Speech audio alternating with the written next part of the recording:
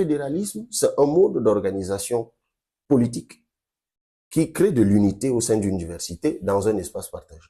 Donc, tous les pays du monde qui, à leur naissance, ont fait face à la diversité sociologique, ont convoqué le fédéralisme comme modèle d'organisation. Le Cameroun ne l'a pas fait, c'était une erreur de fabrication. Et personne n'est étonné que cette erreur de fabrication enchaîne depuis lors des pannes de roulement. Donc, pour une fois, nous proposons d'écrire un contrat social.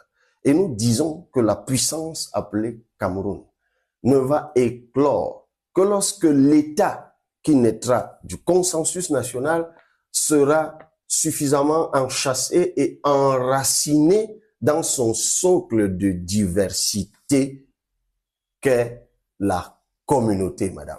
Donc, c'est aussi simple que ça. La communauté, nous faisons la différence entre elle et la tribu, entre elle et l'ethnie.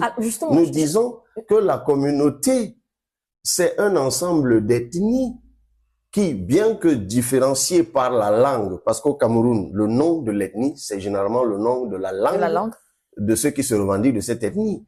Vous êtes Bassa parce que vous parlez Bassa, vous êtes Ewondo parce que vous parlez Ewondo, vous êtes Mambila parce que vous parlez Mambila, vous êtes Boulou parce que vous parlez le Boulou.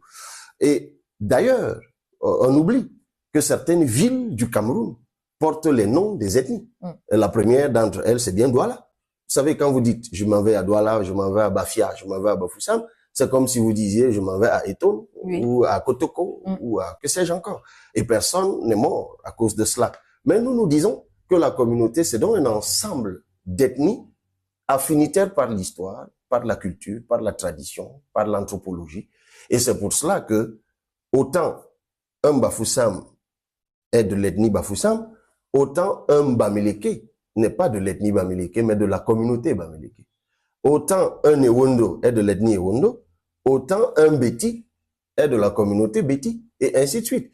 Et d'ailleurs, de façon très simple, nous disons comment nous allons décliner la structuration de l'État. Nous allons simplement supprimer les 10 régions fantaisistes que nous avons actuellement, et nous allons transformer les départements que nous avons actuellement en régions. C'est ce que nous appelons la régionalisation des départements.